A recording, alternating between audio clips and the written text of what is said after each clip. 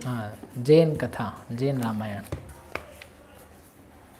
तो वो लक्ष्मण थे, वो शत्रु दमन के राज्य में पहुंच करके उसके राजमहल में जाकर के जहाँ सभा लगी थी, सभा को क्षुब्ध करते हुए उन्होंने कहा कि हम तुम्हारी लड़की का घमंड तोड़ने आए हैं, जिससे कि जो मान रूपी सिंह बहुत फैल रहे हैं, ऐसी तुमने एक गाय पाल रखी है, ऐसा हमने सुना है, उस गाय का हम घमंड तोड़ने आए हैं। तो बोले ऐसा कौन होगा हमकी शक्ति झेलने वाला, वो जिसको लगेगी और झेलेगा जिंदा बचेगा तो मिलेगी, ऐसे नहीं तुम अच्छे दिख रहे हो इसका मिले थे ना कि हम तुम पे दया करेंगे। तो बोले आप तो करो, मैं ही हूँ, मेरे पे ही छोड़ो आप। इतने में वो पुरुषों से द्वेष रखने वाली जित पद्मा थी वो भी आई, वो लक्ष्मण को देख के मोहित हुई, उसका सारा जो पुरुषों से द्वेष का भाव था वो समाप्त हो गया। जैसे आत्मा से बहुत द्वेष हो किसी को, सुनना ही नहीं चाहता हो, देखना ही नहीं चाहता हो, आत्मा शब्द आ जाए ना कहीं तो भाग जा वहाँ से। वो आत्मा, ऐसे ऐसे लोग हैं, आत्मा शब्द आ गया किसी के प्रवचन में, ओ ये आत्मा वाले हैं, भागो यहाँ से यहाँ नहीं सुनना। अरे आत्मा वाले, तू खुद आत्मा है। अरे ये स्त्री ना जितपद्मा, तुझे पुरुष के पास तो जाना ही होगा ना, तेरे पिताजी भी पुरुष ही थे, तो तुम तो उसके समूह वही हो, तो उससे आप जी कैसे चुरा सकते हो? आत्मा तो आप खुद हो, तो आप आत्मा से मुंह कैसे चुरा सकते हो? इतना कितना द्वेष भाव है आपको, दुनिया भर में सबसे द्वेष हो, इन कम से कम इतनी कृपा करना अपने ऊपर कि आत्मा से द्वेष मत कर बैठना, क्योंकि वो आप खुद हो। अपने आप से घृणा करना मतलब आदमी अपनी ही नज़र से गिर चुका है। वो क्या करता है पता है? गला काटता है अपना, जिसको अपने आप से चिढ़ हो जाती है, घृणा हो जाती है, नफरत हो जाती है, अपने को नहीं देखना सुनना चाहता है, तो क्या करेगा? ख़त्म करेगा अपने आप को। इसलिए आपको जिससे बैर रखना हो रख लेना, लेकिन कभी भी आत्मा से, आत्मी तत्व से बैर नहीं रखना।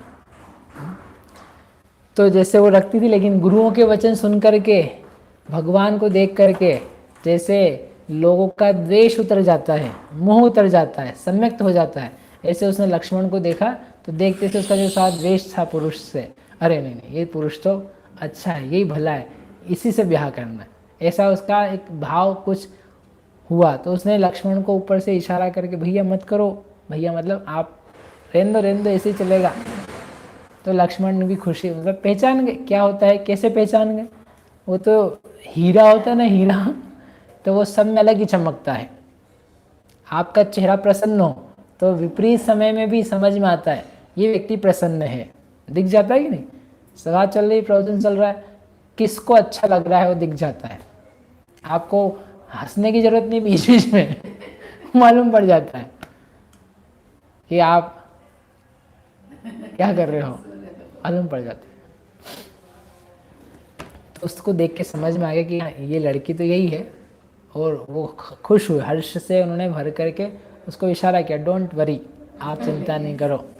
और राजा बोला, ए राजा, कातर, कायर नहीं, कातर, कातर ने और इंतजार करने वाला, आप क्या कर रहे हो, छोड़ो आप लगता है नाम के शत्रु दमन हो, कोई आप में बल नहीं है, ऐसा खुश उसने उद्दंड वचन कहे। तो राजा को भी गुस्सा आया, बोले अच्छा बताया तुझे। शत्रु दम अति क्रोध उपाय, छोड़ी शक्ति एक कुभाय। और वो उठा, ले अच्छा नहीं मानता, तेरे को मरने की इच्छा है तो तू मर अब यहाँ पे आज ही। वो उठा और उसने पूरा अपने कमर कस करके उस शक्ति को छोड़ने के लिए तैयार हुआ। उसने उठाई अपनी शक्ति, शक्ति ने समझना हथियार से कहा था ना कल, रॉकेट जैसी कोई चीज़ हो, जैसे बम हो या ऐसा कि फेंके निशाने से तो व्यक्ति बच ना पाए उससे, बिल्कुल उसका नाम लेके छोड़ा जैसे कोई। तो उसकी 5 शक्तियाँ थी उसके पास। तो लक्ष्मण ने कहा कि एक शक्ति क्या, तो 5 छोड़, एक साथ छोड़, एक एक करके भी नहीं, एक साथ छोड़। तब वो एक साथ छोड़ने के लिए भी शक्ति चाहिए, तो उठा ले, बताता हूँ, बोले तू एक ही झेल ले तो बड़ा है। तो उसने कमर कसी और जो उसको फेंकने के लिए आसन था, वो आसन से उसने पूरी दम के साथ में अग्नि के समान चमकती हुई जो शक्ति थी वो लक्ष्मण के ऊपर फेंकी। लक्ष्मण अपनी जगह खड़े रह करके, ताही वीर दक्षिण करी लई, दूजी राय फेर छोरई। लक्ष्मण ने उसको हाथ में पकड़ लिया ऐसे। आचार्य कहते हैं उस समय उस हाथ में मतलब तेजी से ही अब उसको पकड़ लिया। तो बोले इसमें कोई आश्चर्य की बात नहीं है। बोले गिद्ध के लिए बटेर पकड़ लेना क्या बड़ी बात है। बटेर पक्षी अंधा पकड़े या सामान्य हो तो उसको तकलीफ है, लेकिन जो गिद्ध है उसकी तो निगाह है, वो उड़ करके फटाक से उसको पकड़ लेता है, उसके लिए कोई बहुत बड़ा आश्चर्य नहीं है। जैसे वैसे वो लक्ष्मण ने उसको हाथ में पकड़ लिया तो उनके लिए कोई बहुत बड़ा भारी काम नहीं था। उसने देखा राजा ने, अरे इसने पकड़ ली, तो उसको और गुस्सा आया। हमारी शक्ति, अब बात तो यद्यपि एक ही थी लेकिन इन्होंने भी चढ़ाया था ना। ले दूसरी ओर, ताहि वीर दक्षिण कर लई दूजी राय फेरी छोरई। राजा ने और शक्ति के साथ में उसकी जो दूसरी शक्ति थी, हथियार था, वो उसके ऊपर छोड़ा। ताकू वाम हस्त में धारी फुनिति जी शक्ति नृप छारी। तो उसको एक तो सीधे हाथ से पकड़ी थी, एक उल्टे हाथ से पकड़ ली। अब दोनों हाथों में पकड़ ली उसने। राजा देख रहा है, सभा सब देख रहे हैं क्या हो रहा है, ये तो आज ही कुछ तो संग्राम होने वाला है।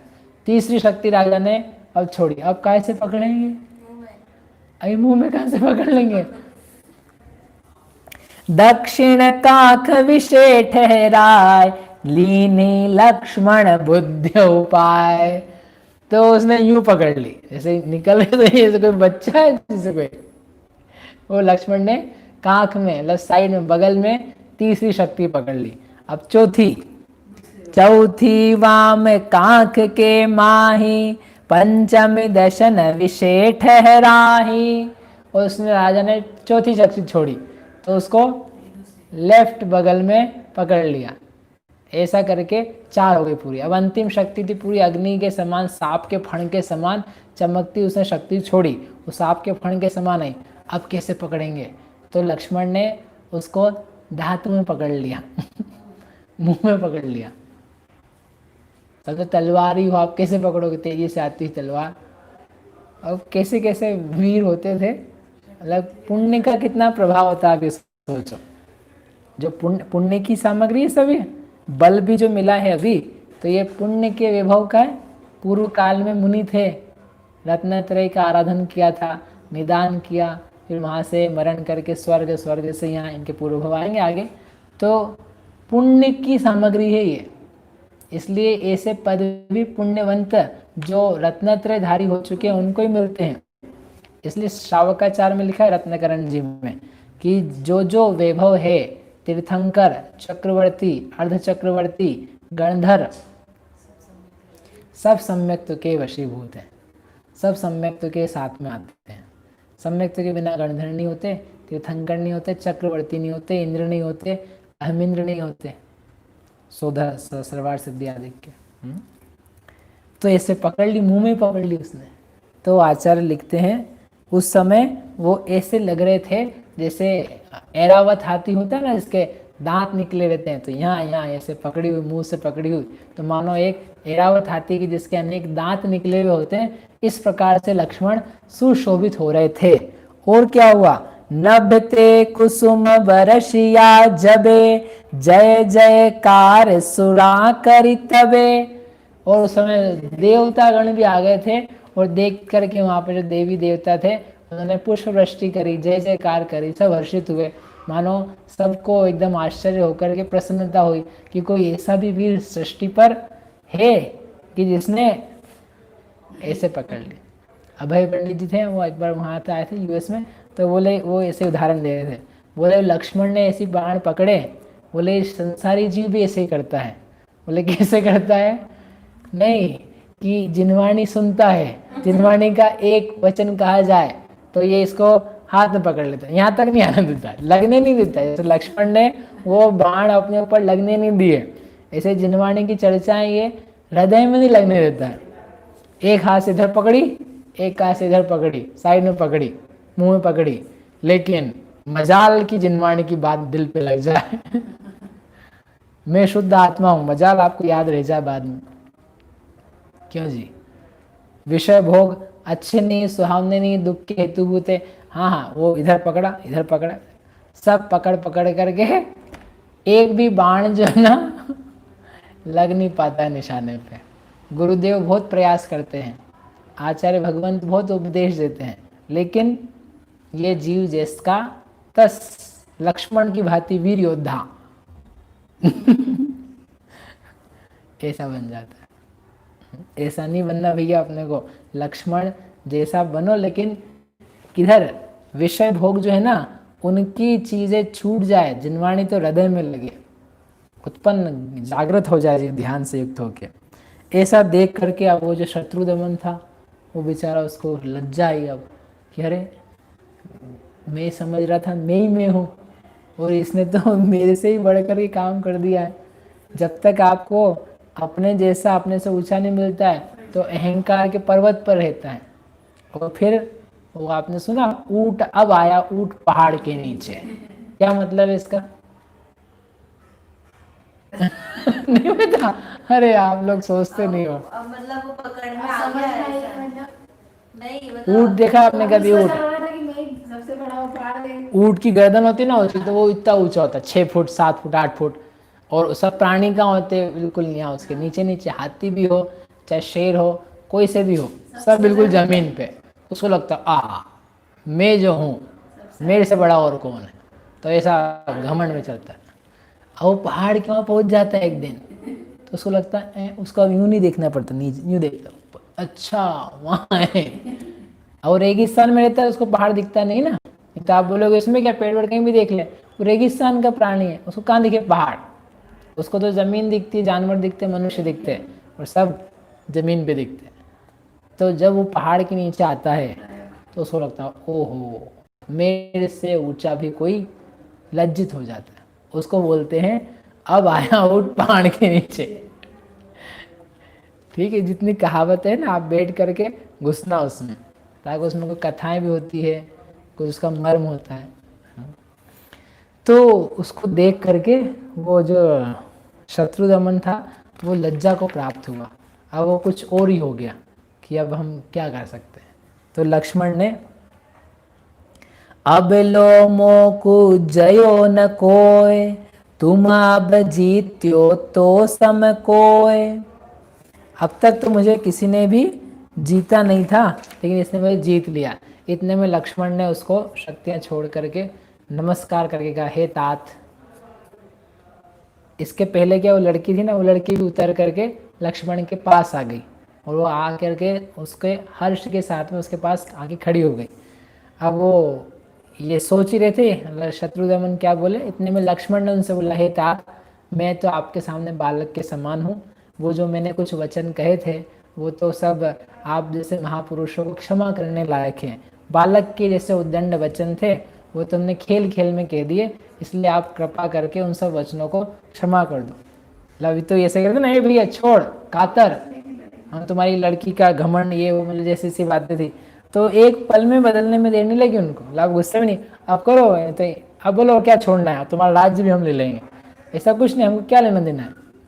मतलब ये है महापुरुष कि वो दूसरे को जीत करके भी उनको अब नीचा दिखाने में नहीं, उनसे क्षमा मांगी उन्होंने, सॉरी आपको हमने जैसे कहे थे लड़कपन के वचन थे वो, हम उसके लिए अब आपसे खेद व्यक्त करते हैं।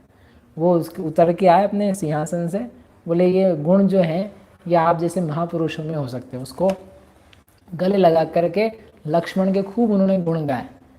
लक्ष्मण ऐसे हो गए उस समय मानो कहीं चले ही गए। उसका जो भाव था वो बहुत सुंदर हो करके फिर उन्होंने कहा कि अब आपने ये शक्तियाँ झेली है, तो ये हमारी कन्या है, ये कन्या का विवाह हम आपसे करना चाहते हैं। अब ताते मोहि सुता परिणवो, पूरब पुण्य तणु फल लवो। कि वह मैं जिसने मद झड़ते हुए हाथियों के ऊपर बैठ करके उनको मद रहित कर दिया था, जिनकी चट्टान के समान गोल गोल मुख था, सिर था, ऐसे बड़े बड़े विशालकाय गज थे, उनको तो मैंने क्षण भर में परास्त कर दिया था। और मैं सोचता था मेरे जैसा कौन होगा, लेकिन आज तुमने मुझे आईना दिखा दिया और मैं परास्त हो गया। तुम वास्तव में मेरी जो लड़की है उसके लिए योग्य हो, इसलिए आप उससे विवाह करो। ज्येष्ठ भ्राता मेरो वन माही, सो जानो मैं तो कछु नाही। भाई मैं जो हूँ, मैं तो, मेरे बड़े भाई हैं यहीं पास के वन में हैं, वो जैसा कहेंगे वैसा, हम तो कुछ लगते ही नहीं है, हम तो ऐसे ही आ गए थे, तो आप उनसे जा करके घूमने के नगर देखने। तो बोले ठीक है, मतलब अच्छी बात है, आप भी नहीं हो। तो वो रथ पे बैठ करके राम, नाम नहीं, लक्ष्मण, जीत पन्ना और नगर का राजा, रानी, सामंत और सब भेज दी। आगे भी स्त्रियां जा रही गीत गाते हुए, मंगल द्रव्य लेकर के, ऐसे करके बहुत बड़ी सेना के साथ में वो जंगल की, वन की तरफ जाने लगी। बोल्यो राय लखे तुम भ्रात, भक्ति करूं तिन की हर साथ, इम कहीं सैन्य सकल मिलवाय, रघु पे चाल्यो हरिदम राय। तो उसने कहा ठीक है आपके भाई, ये बढ़िया बात है, हम चलते हैं। चल करके गज चढ़ी पद्मा जुत लक्ष्मीश, वन में भेंटे राम महिष। और वहां जाने लगे, तो वो जब जाने लगे तो इतनी सब लोग आ रहे थे, तो उधर से दिशा, मतलब जिस दिशा से जा रहे थे वन में, तो धूल धूल ऐसी उड़ के ऐसे ढेर सारे लोग आएंगे तो आएगी।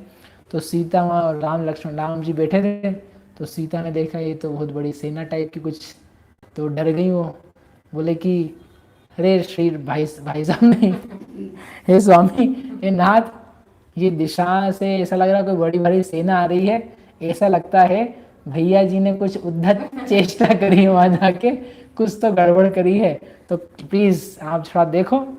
तो राम जी ने कहा आप, मैं हूं ना, चिंता नहीं करो। तो उन्होंने धनुष पे निगाह डाली, निगाह डाल के खड़े हुए, बोले देखते हैं क्या है, क्या होता है। तो खड़े हुए, इतने में आवाज़ें आने लगी अच्छे, मतलब स्त्रियों के मंगल गान की, नृत्य करती हुई कुछ स्त्रियां सामान लेकर के, उपहार लेकर के जैसे आगे चलती आ रही थी। तो उन्होंने देखा कि ये तो कोई लड़ाई झगड़े की बात नहीं है, मतलब स्वागत करती हुई सी आ रही हैं, तो इसलिए वो शांति से बैठ गए, बोले खड़े होने की जरूरत नहीं है। बैठ गए, बैठ करके फिर वो क्रम से लक्ष्मण आए, जित पद्मा, उनके पिताजी शत्रुदमन, वो आकर के, शत्रुदमन ने उनका बहुत सम्मान किया, लक्ष्मण ने आकर के उनको प्रणाम किया, जित पद्मा ने भी आकर के यथायोग्य प्रणाम करके सीता के पास खड़े होकर, उनको समझ में आ गई लक्ष्मण जी जो है एक और कन्या को वरण करके लाए हैं। उन सब की बात हुई, खुशी से सबने स्वीकार कर लिया। फिर ये आ गए कहाँ पर, उनके घर आ गए, जो अब वन में थोड़ा रहेंगे। जित पद्मा लक्ष्मीश को, मैं दीन ही हर्षाय, राम तबे अरि करी भयो, भयो विवाह सुभाय। जित पद्मा, मैंने लक्ष्मेश यानी लक्ष्मण को देने का निश्चय किया, उसको सारी घटना बताई। तो रामचंद्र जी बोले ठीक, हमें क्या दिक्कत है, कर दिया, उनका विवाह हो गया।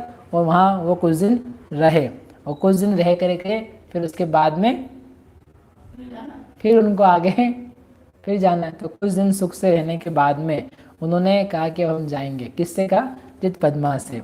रामादिक को अरिदम भूप, लाए पुरी करी भक्ति अनूप, निज मंदिर में थापे सोए, वस्त्राभरण दये सुख होय। जित पद्मा जुत रमि सुख पाए, लक्ष्मण सीता ते रघुराय, पुण्य थकी जग में सुख लहे, पाप उदय नाना दुख सहे। इस प्रकार से रह करके जब वो जा रहे थे, तो जित पद्मा को उन्होंने बोला कि हम अब जाएंगे, हमको आगे जाना है। तो वो भी जैसे वनमाला को उन्होंने समझाया था, तो वो उसको भी समझाया, उत्तम सांत्वना दे करके, शपथ दिला करके वो वहाँ से निकल गए। निकल करके अन्य किसी देश में विहार करने के लिए आगे बढ़ रहे हैं।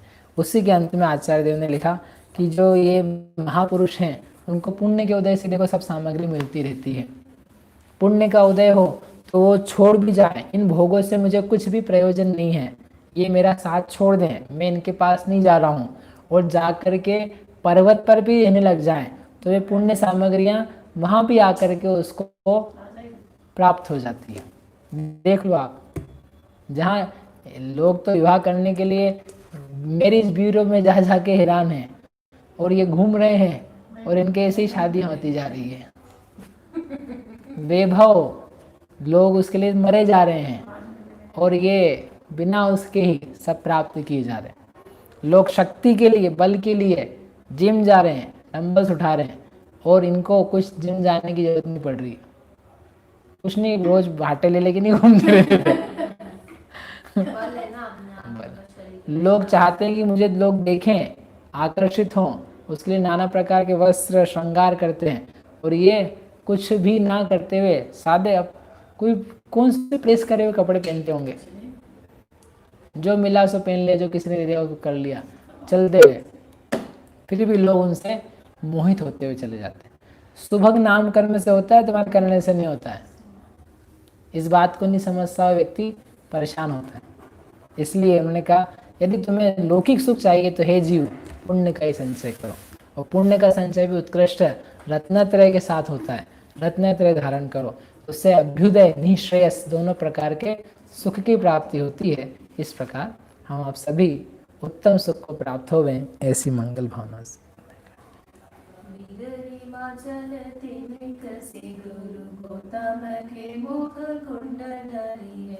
मोह माह चल भेद चली, जग की जड़ता तप दूर करी है। ज्ञान पयो निधि माही डली, भंग तरंग सोचरी है। काशुचि शारद गंग नदी, प्रति में अंजुलि कर शीश या जग मंदिर में अनिवार। अज्ञान अंधेर छयो अति भारी, श्री जिन की धुनि दीप शिखा सा, जो नहीं होत प्रकाशन हारी। तो किस भांति पदार्थ पाती, का हाल है रहते अविचारी। या विधि संत करे धनी है, धनी है जिन में न बड़ी उपकारी। जावानी के ज्ञान के सूझे लो कालो, सो वाणी में सकनो सदा देत।